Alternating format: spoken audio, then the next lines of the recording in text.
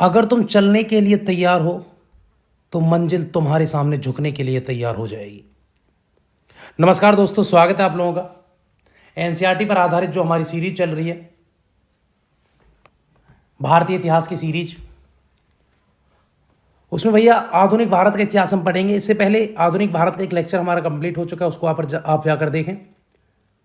NCERT पर ही आधारित हम इतिहास का प्राचीन भारत कंप्लीट कर चुके हैं, भारतीय इतिहास, प्राचीन भारत, मध्यकालीन भारत भी कंप्लीट कर चुके हैं। और भैया इसमें हमने विगत परीक्षाओं को यानी प्रीवियस ईयर को भी शामिल किया है।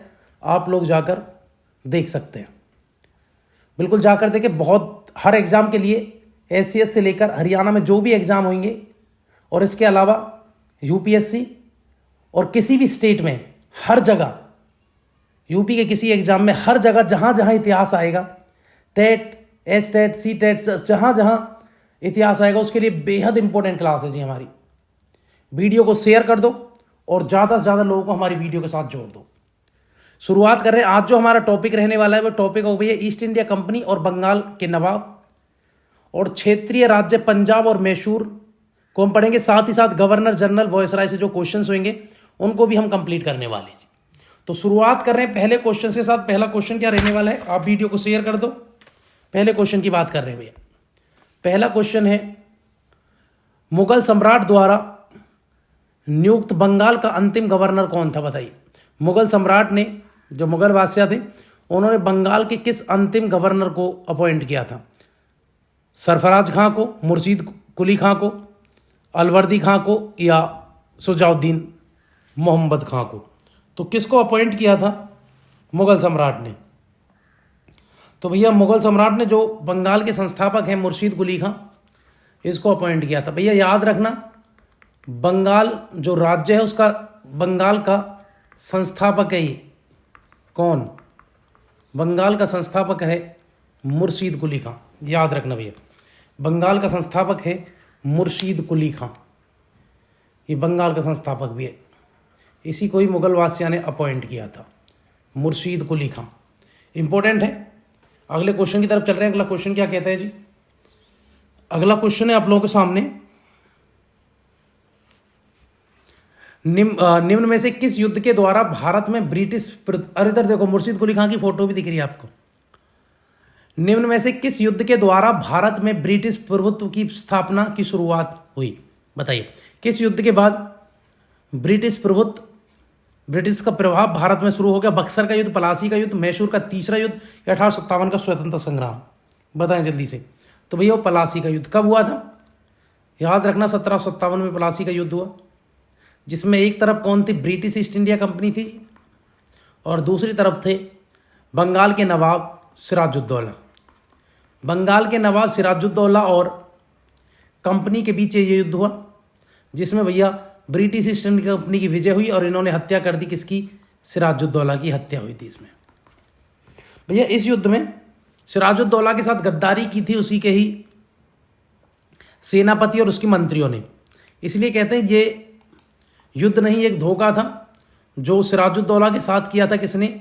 सेनापति मीर जाफर ने और उसके जो मंत्री थे राय दुर्लभ और जगत सेठ, मीरचंद।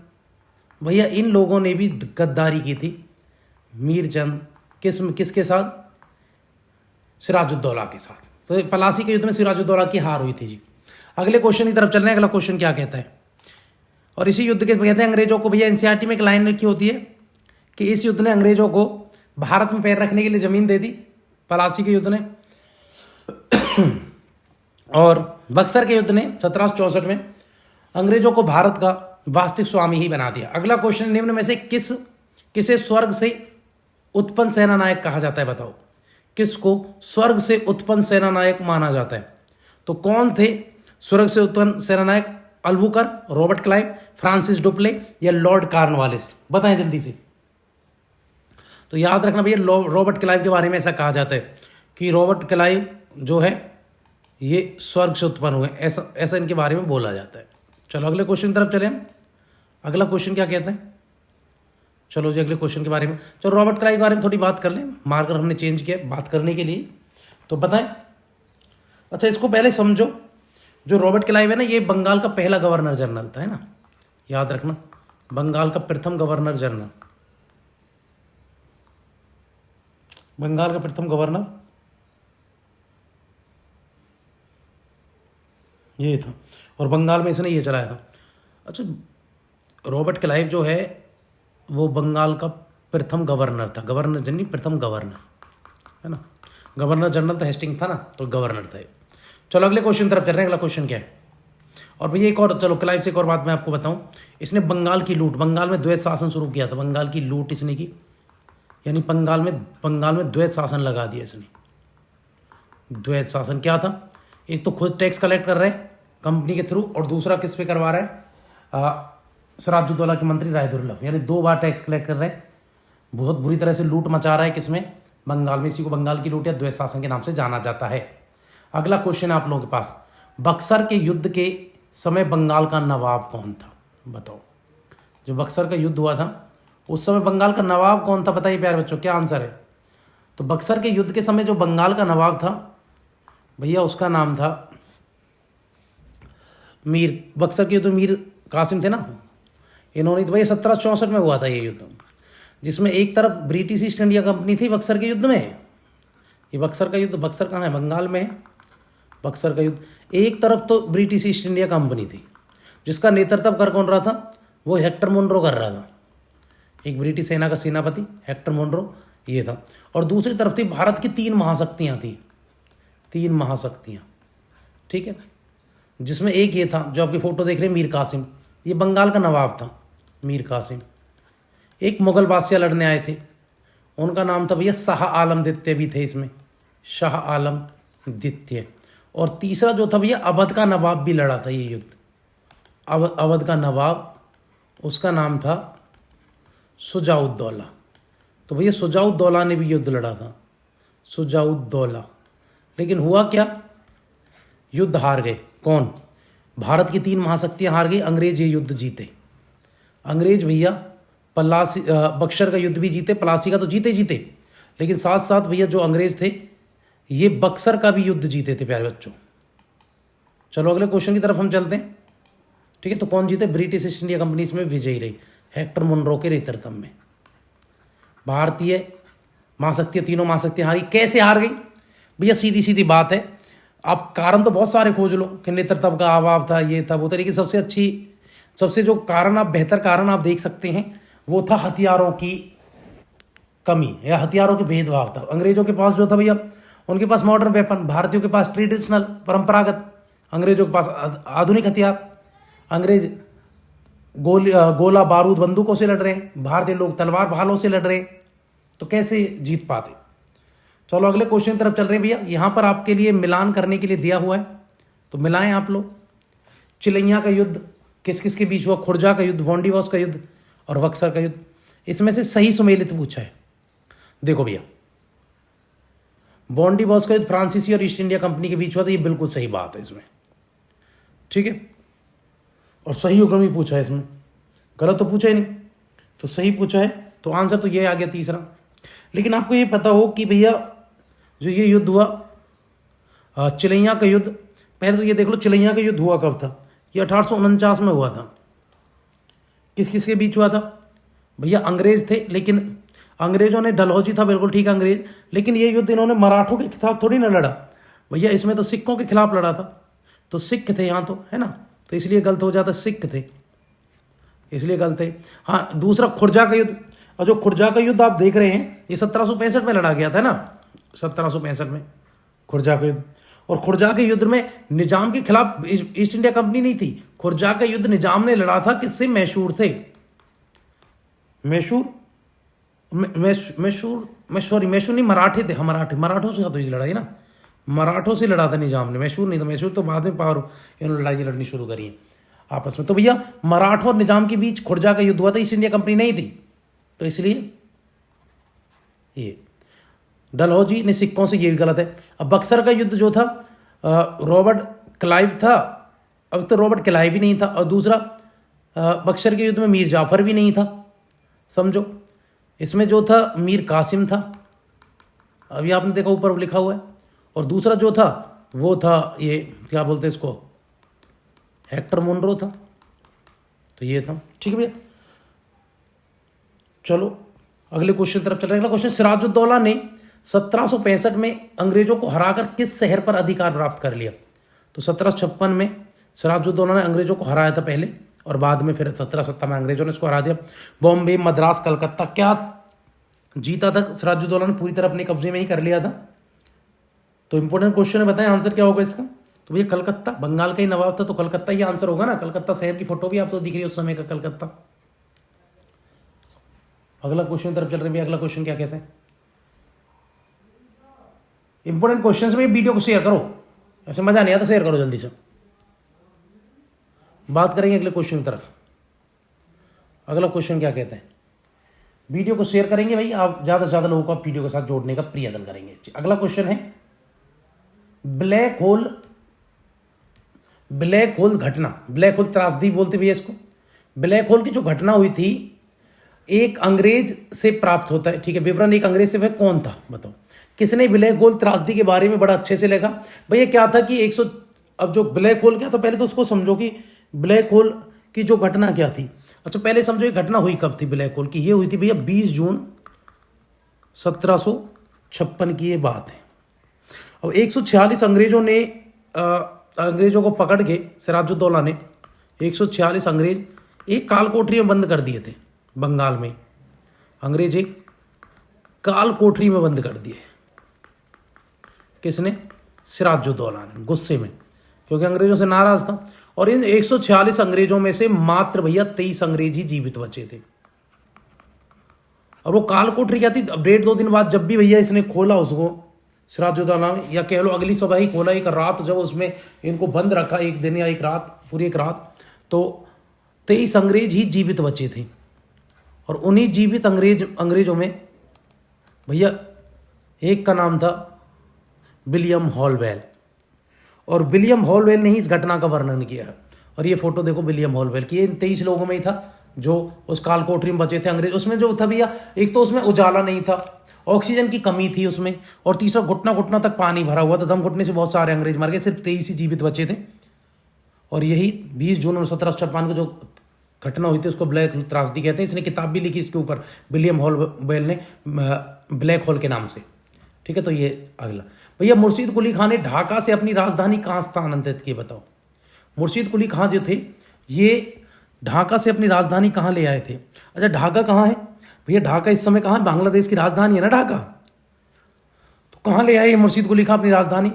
मुर्शीद कुली खान बंगाल के संस्थापक कासिम बाजार ले आए थे, मुंगेर ले आए थे, मुर्शिदाबाद या गौर ले आए थे? बताए कहाँ ले आए थे मुर्शीद कुली खान अपनी राजधानी को? ढाका से। बहुत इंपॉर्टेंट क्वेश्चन है, वीडियो को आप लगातार शेयर करते रहो भाई। तो ये मुर्शिदाबाद ले आए थे, मुर्शीद कुली खान ने मुर्शिदाबाद शहर बसाया, फिर उसको राजधानी बना लिया, है ना भाई। अगले क्वेश्चन तरफ चल रहे हैं, वीडियो को शेयर कर दो आप। मीर कासिम ने अपनी राजधानी मुर्शिदाबाद कहां स्थानांतरित की?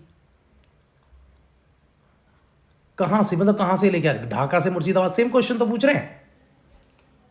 अगला क्वेश्चन है बॉन्डिवास, थोड़ा सा घुमा पूछ रहे, कान कभी इधर, ये पेपर वाले करते हैं, कभी इधर से कान पकड़ लो, कभी घुमा कि इधर से कान पकड़ लेने, ये तो है, ये पूछ रहे हैं। बॉन्डिवास, जो बॉन्डिवास का युद्ध हुआ 1760 में, फ्रेंच और ब्रिटिश, फ्रेंच ने ब्रिटिश को हराया नहीं, ब्रिटिश ने फ्रेंच को हराया था, डच को थोड़ी ना, फ्रेंच ने फ्रेंच को हराया था। कहाँ है ये आंसर भैया? तीसरा। कौन सा आंसर है? आंसर है इसका थर्ड, ये आंसर होगा। ब्रिटिश ने फ्रेंच को हराया था, ठीक है। ब्रिटिश और फ्रेंचों के बीच ये युद्ध हुआ था, याद रखना। अगला क्वेश्चन है, 18वीं सदी में कंपनी द्वारा बंगाल में लागू की गई दोहरी पद्धति या द्वैत शासन के संबंध में नीचे दिए गए कथनों पर विचार कर दो। करो भैया विचार। 18वीं सदी की बात है भैया, कंपनी द्वारा बंगाल में लागू की गई दोहरी पद्धति क्या थी? द्वैत शासन जो थी, उसको आप अच्छे से द्वैत शासन के संबंध में एक अच्छा सा आप कथन इसमें से बताएंगे, कौन कौन से सही साबित हो रहे हैं, कौन कौन से गलत है भैया उसके लिए। तो देखते भैया, बंगाल में राजस्व कंपनी का नियंत्रण था बिल्कुल, और मैंने बताया दोहरे तरीके से राजस्व वसूल कर रहे थे, ये तो सही बात है। पुलिस और न्यायिक शक्तियों का नवाब का नियंत्रण नवाब के अंग्रेजों के पास ही चला गया। प्रशासन का दायित्व कंपनी और उसके अधिकारियों पर था नहीं, प्रशासन का दायित्व तो अंग्रेजों नवाब पर ही था। लेकिन ये लोग क्या कर रहे थे? ये लोग टैक्स वसूल रहे थे। तो केवल एक सही है भैया इसका, इसका क्या मिलेगा आपको, केवल एक सही मिलेगा भैया। अंग्रेज द्वैध शासन लूट पाट शुरू कर दी, राजस्व इकट्ठा शुरू कर दिया, प्रशासन किसके हाथ में है, प्रशासन नवाब के हाथ में दे दिया, लेकिन पुलिस और न्यायिक शक्ति खुद अपन कंट्रोल कर रहे हैं। ये अगले क्वेश्चन तरफ चल रहा हूँ। बंगाल कैसे बुरा हाल मचाया इन्होंने, द्वैध शासन के नाम पर टैक्स इकट्ठा किया खूब। एक तो कंपनी टैक्स इकट्ठा कर रही है, दूसरा सिराजुद्दौला के ही जो मंत्री थे राय दुर्लभ, उनसे टैक्स कलेक्ट करवा रहे हैं। तो बड़ा बुरा हाल मचा दिया। यही थी बंगाल की लूट 1765 में हुई थी।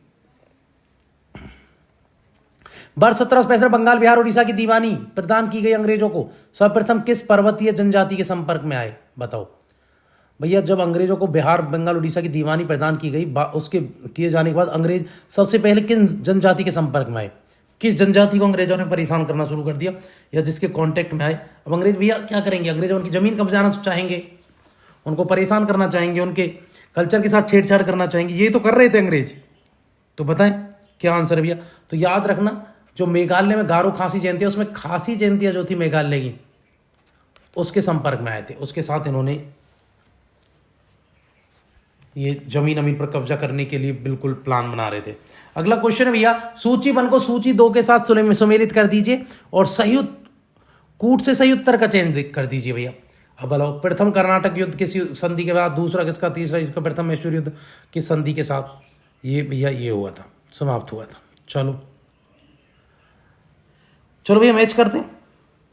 चलो, एक तो भाई कर्नाटक का जो युद्ध था वो एक्स ला चैपल जो संधि हुई थी यूरोप में, उसके साथ समाप्त हो गया। तो पहले का तो चौथा है, तो आंसर तो आ गया ये। अब बी का पहला है कि तीसरा पेरिस की संधि के साथ समाप्त हुआ। दूसरा अनिर्णायक राग क्या रहा, तो दूसरा भैया अनिर्णायक युद्ध था। और जो प्रथम मैसूर युद्ध था ब्रिटिश के हार, अंग्रेजों को भैया हरा दिया था किसने, हैदर अली ने। अंग्रेज जाकर अपनी व्यापारिक कोठरी में यानी मद्रास में जाकर छिप गए थे जी। तो आंसर है 4। अगला क्वेश्चन है इंपॉर्टेंट क्वेश्चन भी। अगला क्वेश्चन आप लोगों के सामने, निम्नलिखित में से जिस एक शासक ने ईस्ट इंडिया कंपनी को दीवानी प्रदान की थी वह कौन था, बताओ। ईस्ट इंडिया कंपनी को दीवानी अधिकार प्रदान करने वाला कौन है।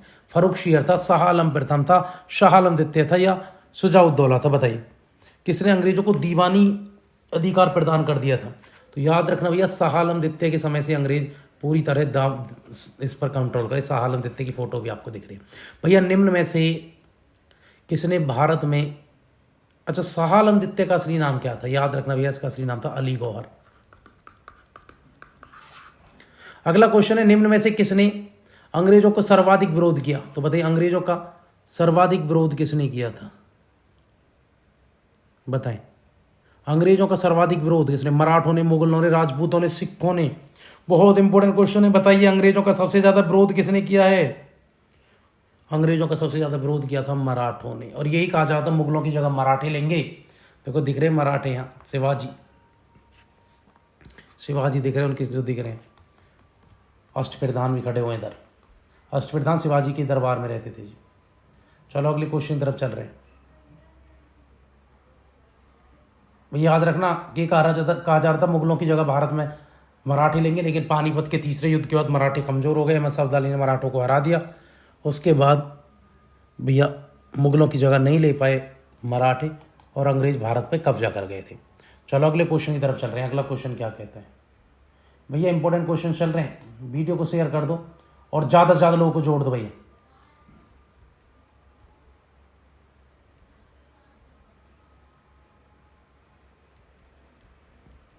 चलो क्वेश्चन क्या है, अवध सुल्तान के हिंदू नायाब वजीर के संदर्भ में निम्न कथनों पर कौन सा सही है, बताओ। जो अवध के सुल्तान हैं, अवध के सुल्तान के हिंदू नायाब और वजीरों के बारे में आप क्या कहेंगे, वो कहें। तो देखो भैया क्या है कि राजा टिके राय और नवाब आसफुद्दौला के अर्थमंत्री थे। सही बात है, जो राजा टिके राय थे वो नवाब आसफुद्दौला के मंत्री थे, बिल्कुल सही बात है। अवध के नवाबों के राज्य में सामान्य थे कब्जे पे हिंदू जातियों के लोगों का उच्च स्थान था, बिल्कुल ठीक है भैया। अवध के नवाब लोगों ने हिंदुओं को अपने मंत्री के पद पर रखा, दोनों बातें सही है। तो हिंदू वजीर वगैरह सब हुआ करते थे, यही पूछना चाह रहे हैं, बिल्कुल सही बात है। अगला क्वेश्चन भैया, 18वीं शताब्दी में भारत में लड़े गए युद्धों का निम्न में से सही कालक्रम बताओ। 18वीं शताब्दी में जो युद्ध लड़े गए थे उनका सही कालक्रम बताओ, है ना भैया। तो कालक्रम जब पता पड़ेगा जब आपको युद्धों के बारे में पता होगा, है ना भैया। युद्धों की अगर डेट आपको पता है तो आप बिल्कुल सही सही बता देंगे। अच्छा, अंबर का जो युद्ध हुआ था ना, अंबर का युद्ध हुआ है 1749 में। किस किस के बीच लड़ा गया? ये लड़ा गया था जी जब ये दूसरा कर्नाटक युद्ध हो रहा था तभी भैया भारत में ये लड़ाई हुई थी, अंबर का युद्ध। ये तो ठीक बात है। बक्सर का युद्ध हुआ 1764 में, बॉन दिवस का युद्ध हुआ 1760 में, पलासी का युद्ध हुआ 1757 में। अब भैया अरेंज कर लो, तो सबसे पहले आएगा अंबर का युद्ध, फिर उसके बाद आएगा पलासी का युद्ध। तो अंबर का युद्ध, पलासी का युद्ध, फिर वांडीवास का युद्ध आएगा, फिर बक्सर का। आंसर है जी दूसरा। क्या आंसर है? आंसर है इसका दूसरा। मैच कर लो, आंसर दूसरा है इसका। चलो अगला क्वेश्चन भैया क्षेत्रीय राज्य पंजाब एवं मैसूर से अब क्वेश्चन होंगे और बहुत इंपॉर्टेंट क्वेश्चन होंगे जी। अब हमारे क्वेश्चन कहाँ से हैं? हमारे बड़े क्षेत्रीय राज्य पंजाब और मैसूर से कुछ क्वेश्चन होंगे और बहुत इंपॉर्टेंट क्वेश्चन होंगे।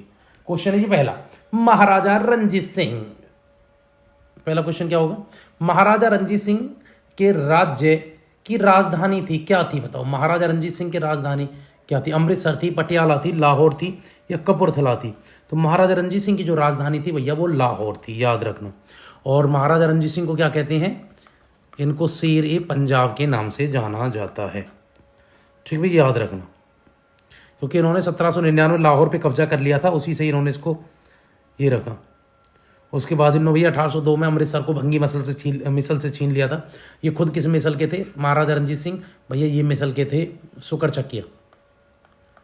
चकिया मिसल के थे, याद रखना।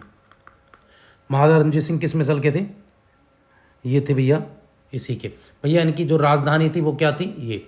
लेकिन इनके साथ साथ अगर ये पूछें भैया महाराजा रणजीत सिंह की धार्मिक राजधानी क्या थी, तो भैया धार्मिक राजधानी इन्होंने बनाई थी अमृतसर को। किसको? अमृतसर, याद रखना। धार्मिक राजधानी अमृतसर को बनाया। अच्छा, रणजीत सिंह के राज्य में सम्मिलित था, क्या था रणजीत सिंह के राज्य में सम्मिलित? दिल्ली था, काबुल था, मकराना था या श्रीनगर था? तो रणजीत सिंह के राज्य में क्या शामिल था इनमें से? इंपॉर्टेंट क्वेश्चन है भैया, तो याद रखना रणजीत सिंह के राज्य में श्रीनगर शामिल था। कहाँ है श्रीनगर? भैया जम्मू कश्मीर की राजधानी है, J&K की कैपिटल है ना जी। चलो अगले क्वेश्चन की तरफ चलें, हम अगले क्वेश्चन पे बात करेंगे। सिख राज्य का अंतिम शासक कौन था? खड़क सिंह था, शेर सिंह था, नैनीहाल सिंह था, दिलीप सिंह था? भैया सिख राज्य का अंतिम शासक हुआ दिलीप सिंह। बहुत इंपॉर्टेंट क्वेश्चन है भैया। इसी को डलहौजी ने दूसरे आंग्ल सिख युद्ध में हराया और पेंशन बांधकर 11 साल की उम्र थी इसको और कहाँ भेज दिया? लंदन। और वहीं पर महारानी विक्टोरिया को भैया इन्होंने क्या गिफ्ट करवा दिया? कोहिनूर हीरा। अमृतसर की संधि कब हुई बताओ? 25 में, 9 में, 48 में, 44 में? बता, इंपॉर्टेंट क्वेश्चन भैया। अमृतसर की संधि कब हुई थी? अमृतसर की संधि कब हुई? तो बहुत इंपॉर्टेंट क्वेश्चन, 1809 में हुई थी। अंग्रेजों और दूसरे कौन थे? अंग्रेज थे और दूसरी तरफ थे ये महाराजा रणजीत सिंह।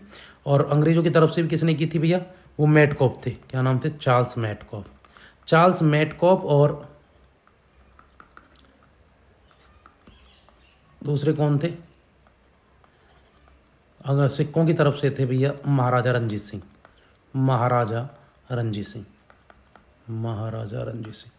और ये था कि भैया अमृतसर के पार आप उस साइड नहीं आएंगे, नीचे हम नहीं आएंगे। अंग्रेज और एक दूसरे को भैया ये युद्ध नहीं करेंगे, संधि कर ली इन्होंने। टीपू सुल्तान ने अपनी राजधानी किसको बनाया? श्रीरंगपट्टनम, मैसूर, बेंगलोर, कोयम्बटूर? इंपॉर्टेंट क्वेश्चन भैया, बताओ टीपू सुल्तान की राजधानी क्या थी? श्रीरंगपट्टनम थी। इंपॉर्टेंट क्वेश्चन है भैया। हैदर अली की मृत्यु के बाद टीपू सुल्तान ने गद्दी संभाली थी अपने पिता की मृत्यु के बाद। अगला क्वेश्चन है, और ये भी याद रखना, टीपू सुल्तान को कहते हैं शेर ए मैसूर। इसको क्या कहते हैं? शेर ए मैसूर के नाम से जाना जाता है भैया। वैसे टीपू सुल्तान का असली नाम क्या था? इसका असली नाम था भैया सुल्तान फतेह अली खान, याद रखना। सुल्तान फतेह अली खान नाम था ये इनका।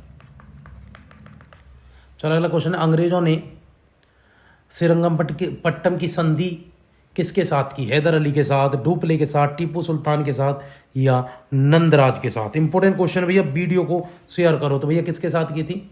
टीपू सुल्तान के साथ, इनके साथ की थी टीपू सुल्तान। ये रही भैया हैदर अली का एक खतरनाक फोटो आप लोगों के सामने। हैदर अली का एक वाक्य बड़ा फेमस है। हैदर अली कहते थे कि भैया शेर की तरह कुछ दिन जीने लेना बेहतर है भेड़ों की तरह काफ़ी बरस जीने से। मतलब एकदम आता है कि हाँ, मर्द वाली बात बोलता है बंदा। अगला क्वेश्चन है, टीपू सुल्तान की मृत्यु कब हुई थी? भैया 1799 ईस्वी में टीपू सुल्तान को इन्होंने मार दिया। कब?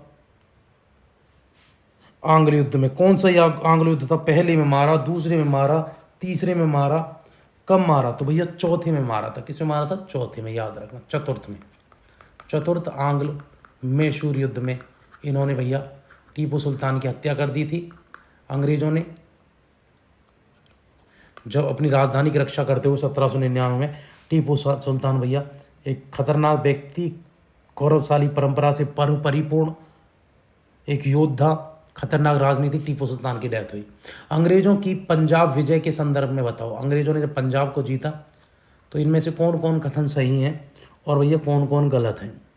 भैया पहला 1845 में प्रथम आंग्ल सिख युद्ध हुआ और खालसा की हार के साथ युद्ध समाप्त हुआ। ठीक है भैया, खालसा सेना हारी थी इसमें। पंजाब पर जिस समय अंग्रेजों का कब्जा हुआ उस समय लॉर्ड डलहौजी भारत का गवर्नर था। बिल्कुल ठीक है, अभी मैंने बताया 1849 यही था, इसी ने डलहौजी को हराया। अगला क्वेश्चन, 1848 में पंजाब में अंग्रेजों की विरुद्ध की विद्रोह हुई और उसके बाद द्वितीय आंग्ल। हाँ भैया, पंजाब के विरुद्ध पंजाब में अंग्रेजों के खिलाफ विद्रोह हुआ था 1848 में और उसके बाद अंग्रेजों और सिखों के बीच दूसरा आंग्ल सिख युद्ध हुआ था। तो बताइए क्या आंसर है? क्या सारे कथन सही हैं? एक सही है, दो सही है?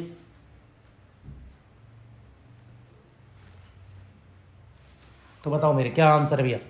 तो आंसर याद रखना क्या है प्यारे बच्चों, आंसर है उपरोक्त सभी सही है जी। अगला क्वेश्चन, निम्न में से किसने कहा था कि ईश्वर की इच्छा थी कि मैं सब धर्मों को एक निगाह से देखूं, इसलिए उसने मुझे दूसरी आंख की रोशनी ही नहीं दी? बताओ किसने कहा था?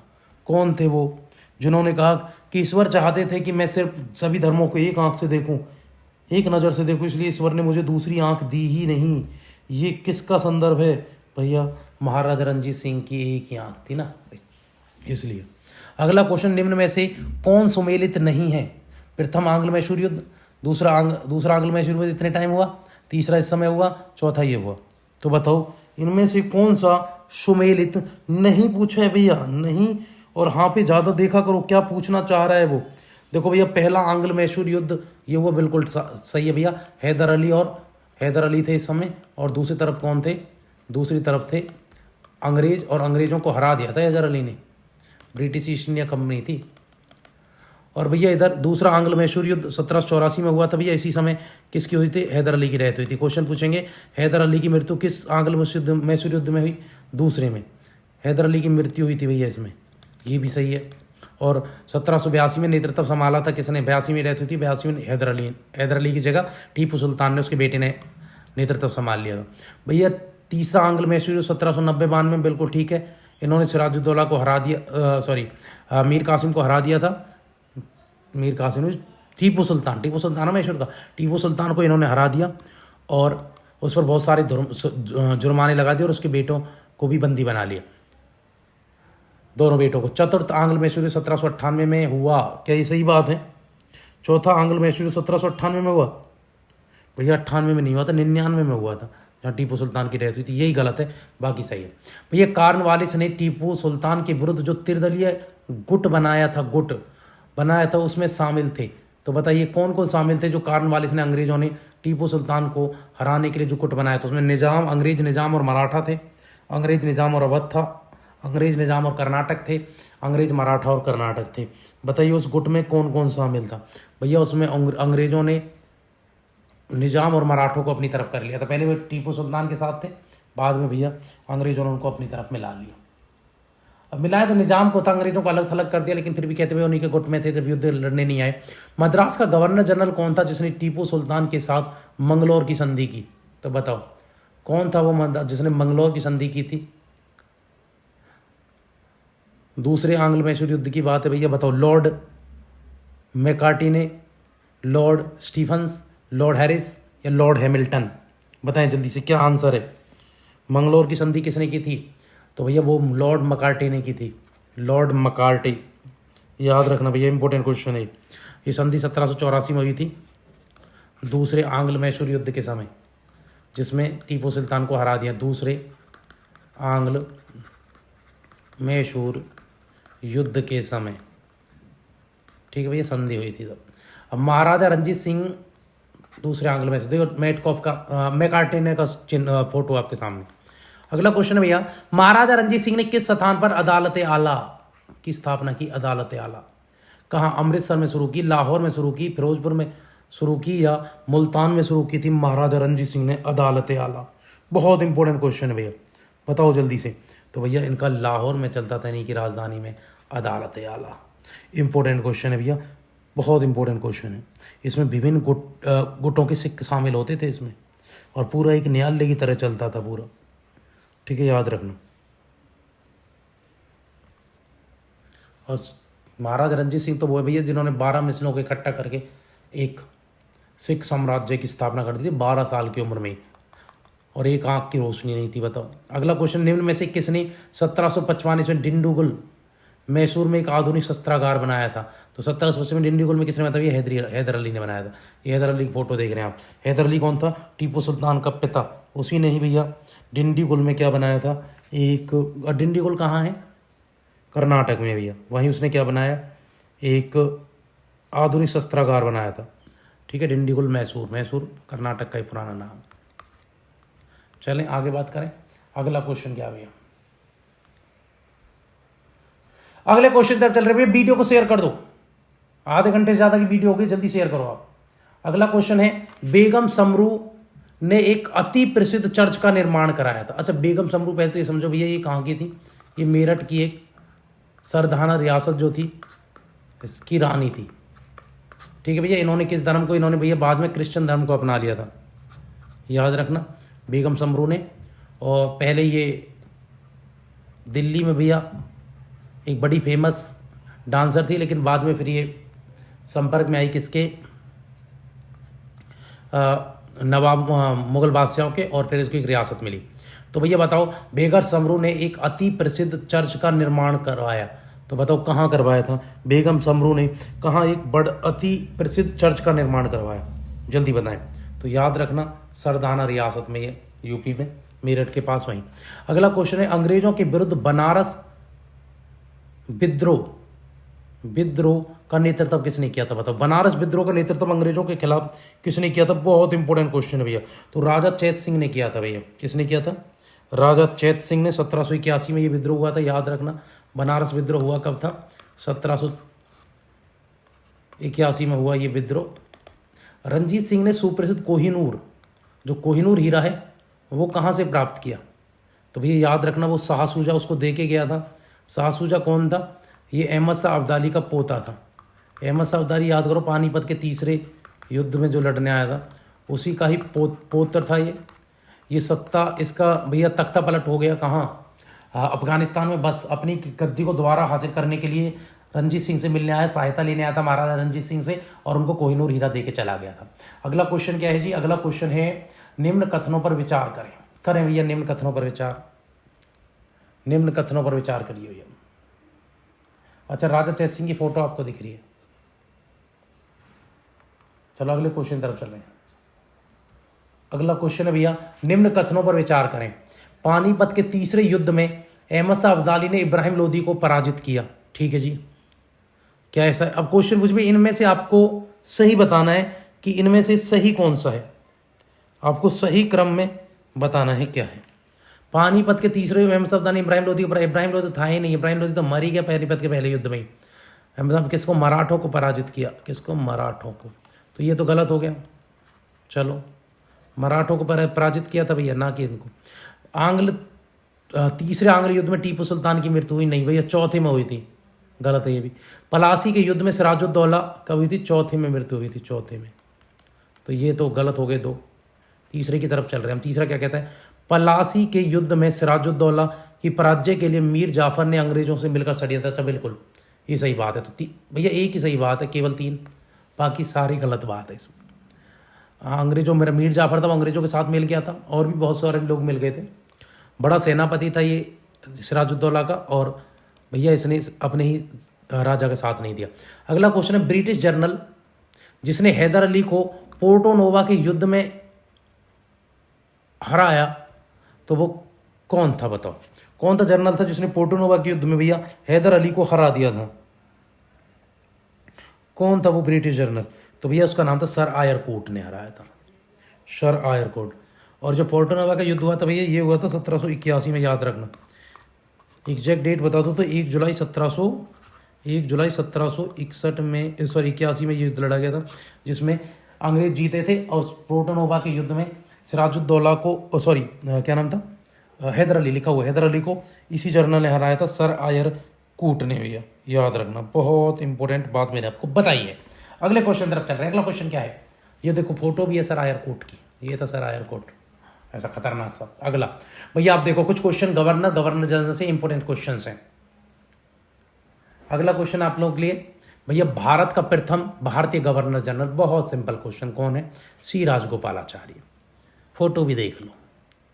अगर सिर्फ ये पूछते भारत का स्वतंत्र भारत का पहला गवर्नर जनरल तो कौन? माउंटबेटन। लेकिन स्वतंत्र भारत का पहला भारतीय पूछेंगे तो कौन है? सी राजगोपालाचार्य। बंगाल का प्रथम गवर्नर कौन था? गवर्नर जनरल कौन था?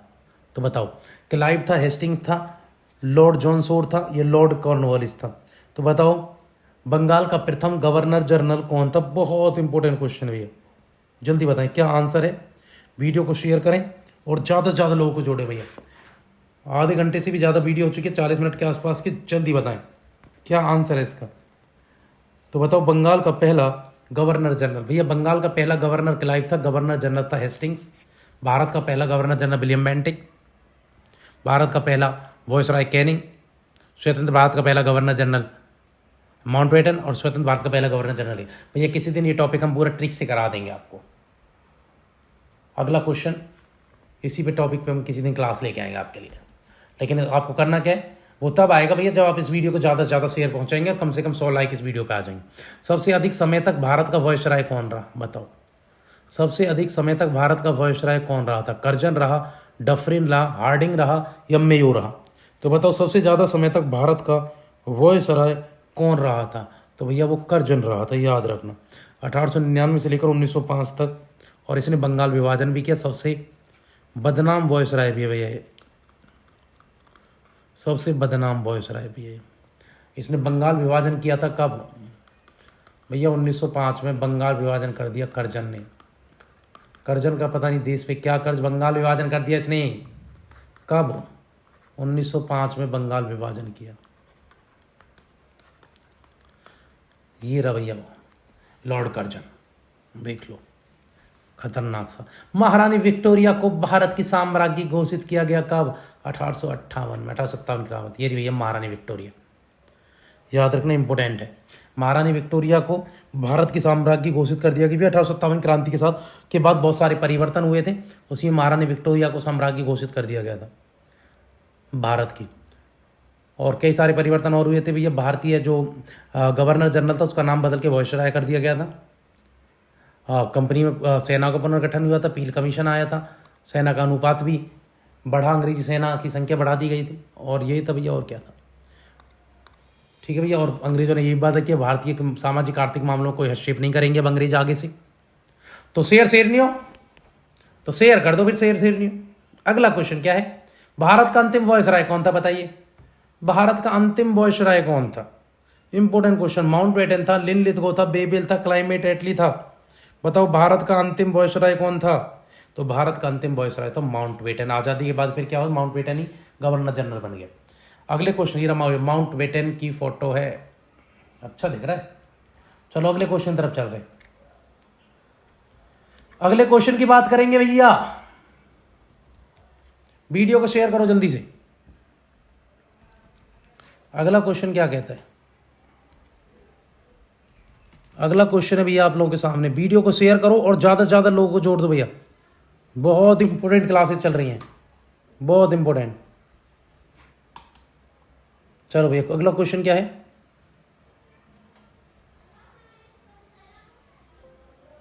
एक मिनट।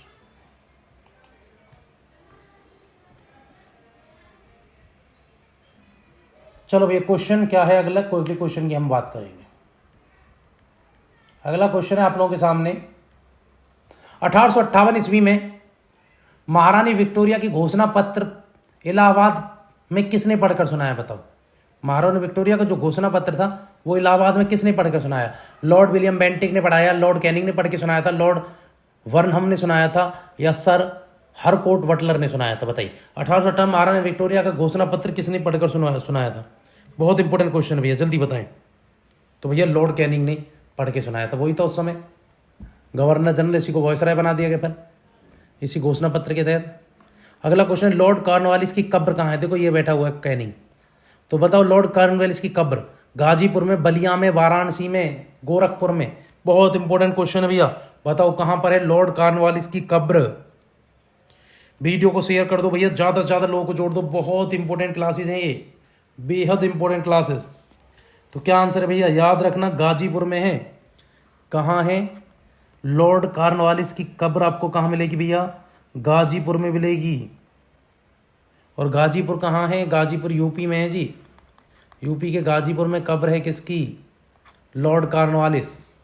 अगला क्वेश्चन है, किस कंपनी ने सर्वप्रथम भारत में रेल यात्रा प्रारंभ की? बताओ, देखो ये रेल चलती भी दिख रही है तुम्हें, किसने रेल यात्रा शुरू की थी? पूर्वी रेल, मतलब किस कंपनी ने भारत में सर्वप्रथम रेल यात्रा प्रारंभ की? पूर्वी रेलवे ने, great Indian peninsula railway, Madras railway, Awadh Tirhut railway? तो बताओ कौन सी कंपनी थी? तो ग्रेट इंडियन पेनिनसुला रेलवे थी भैया, इसने शुरू की थी, इस कंपनी ने भारत में रेल यात्रा प्रारंभ। अगले क्वेश्चन तरफ चल रहे हैं। अगला क्वेश्चन क्या कहता है भैया, इंपॉर्टेंट क्लासेस चल रही हैं, वीडियो को शेयर करो आप लोग, वीडियो को शेयर कर दीजिए। हम अगले क्वेश्चन की तरफ चल रहे हैं भैया। अगला क्वेश्चन क्या कहता है,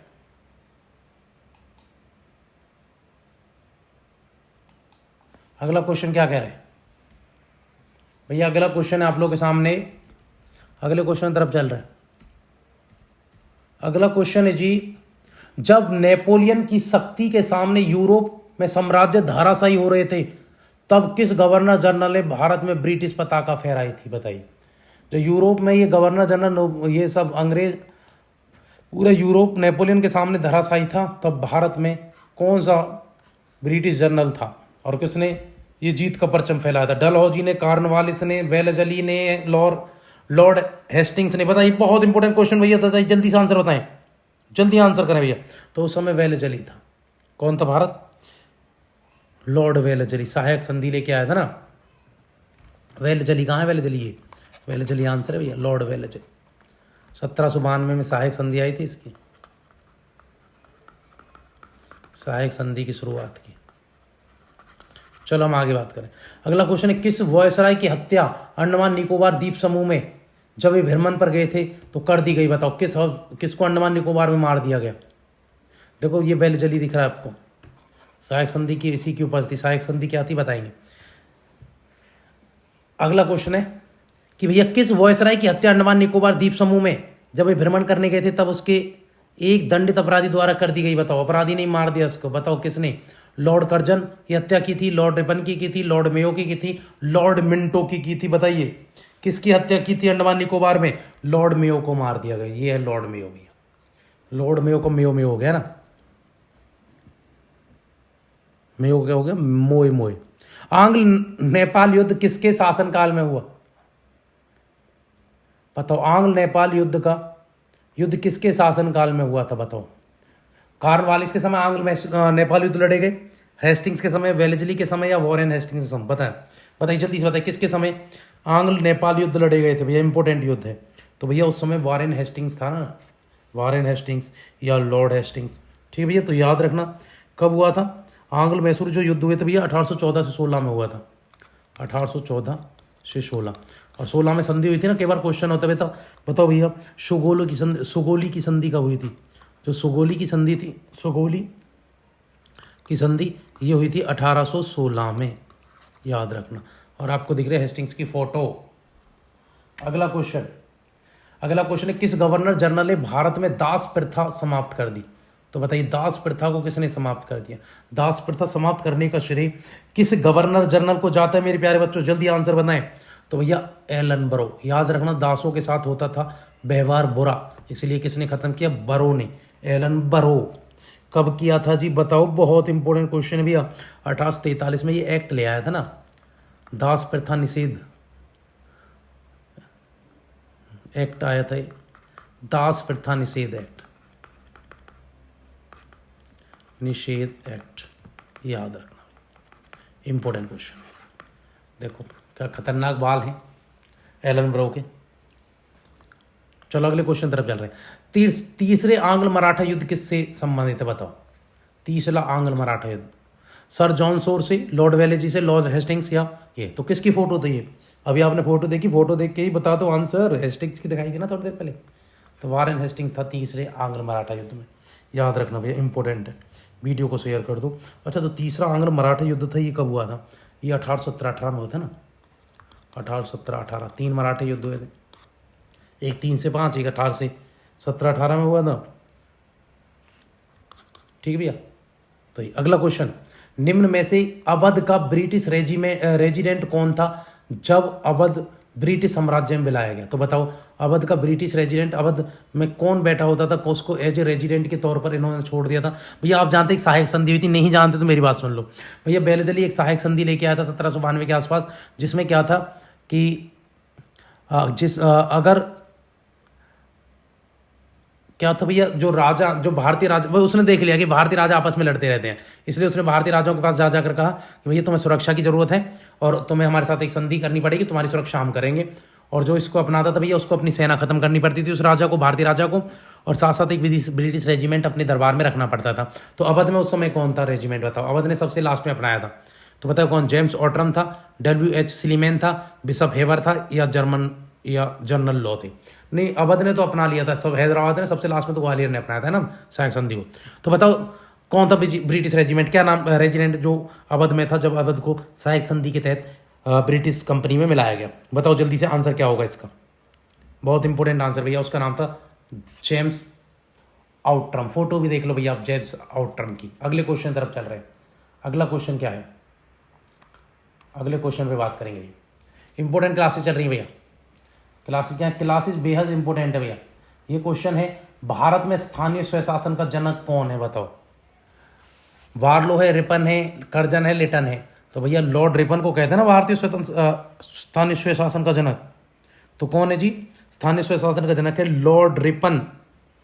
1882 में लेके आए थे ना बहुत सारे सुधार ये, ठीक है। और तहसील बोर्ड, विभाग, इन सब की स्थापना की थी इन्होंने। स्थानीय स्वशासन के लिए परमिशन दी, भारत को शुरू करने वाली यही है। देखो फोटो देख लो आप, किसकी, लॉर्ड रिपन की। अगला क्वेश्चन, सती प्रथा पर प्रतिबंध किसने लगाया बताओ। सती प्रथा को किसने रोका, सती प्रथा को विलियम बेंटिक ने। और सिर्फ सती प्रथा को नहीं, कब, 1829 में। सिर्फ सती प्रथा को नहीं, इन्होंने भैया बाल विवाह को भी रोका था, बाल विवाह भी निषेध किया इन्होंने। बाल विवाह पर नो लगे, छोटे बच्चों के विवाह, चाइल्ड मैरिज पर, बाल विवाह पर कौन है, विलियम बेंटिक। देखो विलियम बेंटिक की फोटो दिख रही है तुम्हें। अगला क्वेश्चन है, निम्न में से किसने सहायक संधि स्वीकार नहीं की बताओ। इनमें से किसने सहायक संधि को स्वीकार नहीं किया था। हैदराबाद ने सबसे पहले किया था, इंदौर ने नहीं किया, इंदौर के होलकर ने नहीं किया था, जोधपुर के राजपूत ने नहीं किया था, मैसूर के शासक ने नहीं किया था, या हैदराबाद के निजाम ने नहीं किया था। किसने सहायक संधि को स्वीकार नहीं किया था, तो याद रखना भैया इंदौर के होलकर ने नहीं किया था, वरना जोधपुर के राजपूत भी सहायक संधि के अंडर आ चुके थे। ब्रिटिश और निजाम ने तो सबसे पहले किया था, सबसे पहले अपनाने वाला निजाम ही है मेरे भाई सहायक संधि को, मक्कार लो। ब्रिटिश भारत की राजधानी कलकत्ता से दिल्ली स्थानांतरित किसके शासनकाल में हो बताओ। तो बताइए भारत की राजधानी कलकत्ता से दिल्ली कब हुई थी। तो भैया ये हुई थी कब, जब दिल्ली दरबार लगा। कब लगा था, दिल्ली दरबार कब लगा, बहुत इंपॉर्टेंट क्वेश्चन भैया, बता दो मुझे।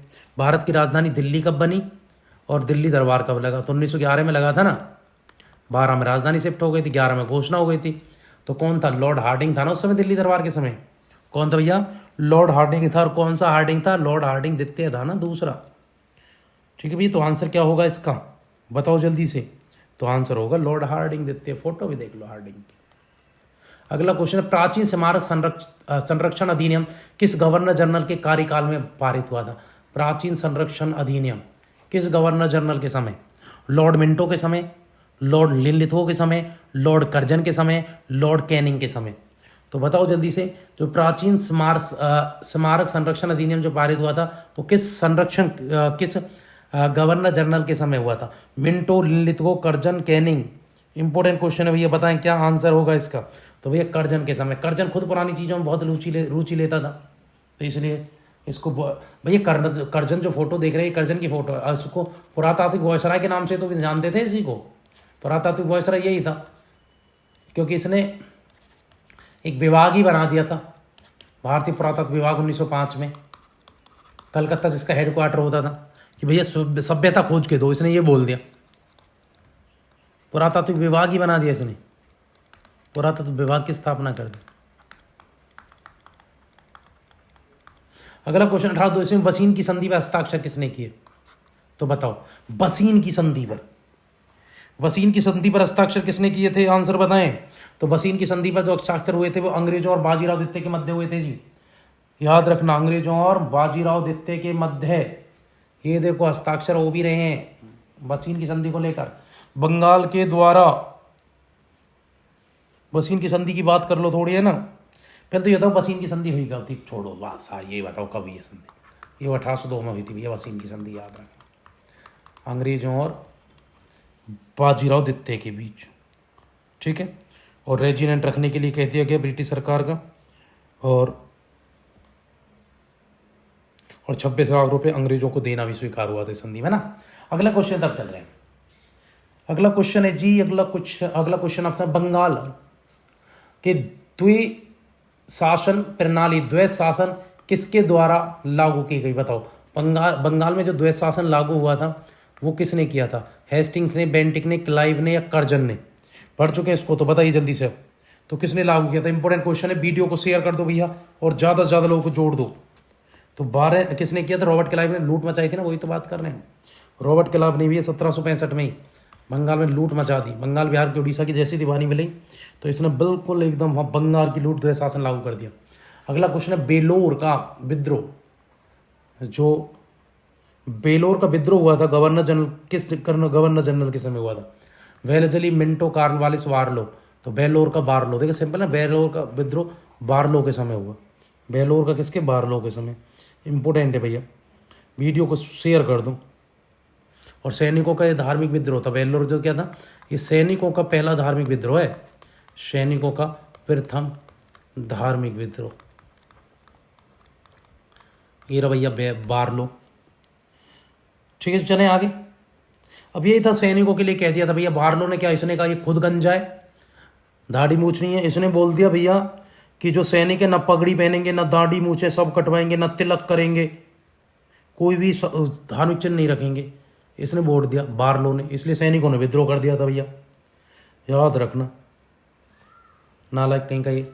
अगला क्वेश्चन है, 18वीं शताब्दी के उत्तरार्ध में किस प्राय कंपनी बहादुर की शानो शौकत स्थानीय प्रतिनिधि कहा जाता था? भैया 18वीं शताब्दी के उत्तरार्ध में किसे प्राय कंपनी बहादुर की शानो शौकत कहा जाता? शानो शौकत है ये ना, शौकत। तो किसको कहा जाता था कंपनी बहादुर की शानो शौकत का स्थानीय प्रतिनिधि कौन था? तो भैया वो था दरोगा। दरोगा रखता था भैया कंपनी की स्थानीय लोगों में अपना, बिल्कुल आज भी दरोगा ही होता है, बिल्कुल पूरा रुतबा दिखाए रखता है, चौधरी बना घूमता है ना, उस समय भी दरोगा ही था। चलो अगले क्वेश्चन तरफ चल रहे हैं। अगला क्वेश्चन है भैया, ब्रिटिश भारतीय राज्य क्षेत्र का अंतिम प्रमुख विस्तार हुआ? तो बताओ, ब्रिटिश जो भारतीय राज्य क्षेत्र था उसका अंतिम विस्तार कहाँ हुआ था? डफरिन के समय में, डलहौजी के समय में, लिटन के समय में, कर्जन के समय में। तो ब्रिटिश भारतीय राज्य का क्षेत्र का जो अंतिम प्रमुख विस्तार हुआ था वो कहाँ हुआ था? बताओ, इंपॉर्टेंट क्वेश्चन भैया, ब्रिटिश भारतीय राज्य के क्षेत्र का अंतिम प्रमुख विस्तार कहाँ हुआ? बताएं आंसर, क्या आंसर इसका रहने वाला है भैया? तो भैया वो डफरिन के समय हुआ था ना, डफरिन के समय हुआ अंतिम विस्तार। ये तो होता 1885 में जब इन्होंने बर्मा को जीत कर मिला लिया था। 1885 में जब आंग्ल बर्मा युद्ध हुआ था तो इन्होंने बर्मा को जीत कर मिला लिया था, डलहौजी के समय, तभी की बात है युद्ध में। फिर भैया बर्मा को 1935 में अलग भी कर दिया गया था 50 साल बाद। भारत में वित्तीय विकेंद्रीकरण किसने प्रारंभ किया, बताइए बताइए। वित्तीय विकेंद्रीकरण रिपन ने, जो स्थानीय स्वशासन का जनक है वही होगा। तो बताओ कौन है। वित्तीय विकेंद्रीकरण किसने शुरू कर दिया, तो भैया मेयो के समय में लॉर्ड मेयो। तो याद रखना, भारत में वित्तीय विकेंद्रीकरण, सॉरी स्थानीय विकेंद्रीकरण नहीं, तो वित्तीय विकेंद्रीकरण तो लॉर्ड मेयो के समय, याद रखना। इंपॉर्टेंट क्वेश्चन है। अगले क्वेश्चन तरफ चल रहे हैं। अगला क्वेश्चन क्या, स्थानीय स्वशासन का भी इसने विस्तार दिखाया। तो अगला क्वेश्चन, भारत में सठ नहीं स्थानीय होगा, स्थानीय स्वायत्त शासन, स्थानीय भैया ये क्या लिखा हुआ है, ये स्थानीय लिखा हुआ है, ये टाइपिंग मिस्टेक है। स्थानीय स्वायत्त शासन किसने प्रोत्साहित किया, बताओ प्रोत्साहित किया, तो रिपन ने। स्थानीय स्वशासन को बढ़ावा रिपन ने दिया है। केंद्रीय विकरण को किसने दिया, मेयो ने दिया था। फोटो देख लो भैया, ये देखो, ये डफरिन साहब है, ये साहब क्या बेवकूफ़ हैं, ये हैं मेयो, लॉर्ड मेयो, और ये हैं भैया लॉर्ड रिपन। अगले क्वेश्चन तरफ चल रहे हैं। अगला क्वेश्चन क्या है,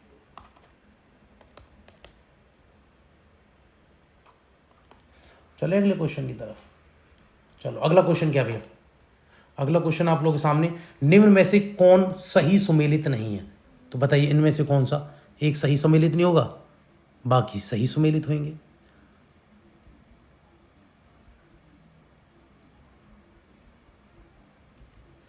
मिलाई भैया, क्या सही सुमेलित नहीं है, इंपॉर्टेंट क्वेश्चन है, जल्दी से मिलाओ। लॉर्ड एलनब्रो ने क्या किया, डलहौजी ने क्या किया था, सर जॉन सोर ने और वेलेजली ने क्या किया था, बताओ। इंपॉर्टेंट क्वेश्चन है, मिलाओ। लास्ट क्वेश्चन है इस क्लास का, तो मिलाओ भैया क्या था इसमें, कुछ सही सुमेलित कौन सा है। एक ही सही सुमेलित होगा, बाकी नहीं होगा।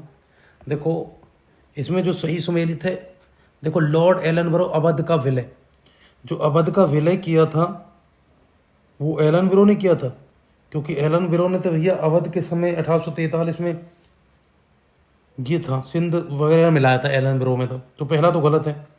डलहौजी ने भैया सिंध का विलय किया था, सिंध का विलय किया था इसने, डलहौजी ने अवध का विलय किया था, ये ऐसे होगा। तो ऊपर वाले दोनों गलत हो गए, ठीक है। वेलजली ने चतुर्थांग, हाँ वेलजली था, ये ठीक बात है। और सर जॉन सोर जो आप देख रहे हैं, तो तीसरे आंग्ल मराठा युद्ध के समय तो हेस्टिंग्स था ना, तो ये तो हेस्टिंग्स ने लड़ा, तो ये गलत हो गए, हेस्टिंग्स था।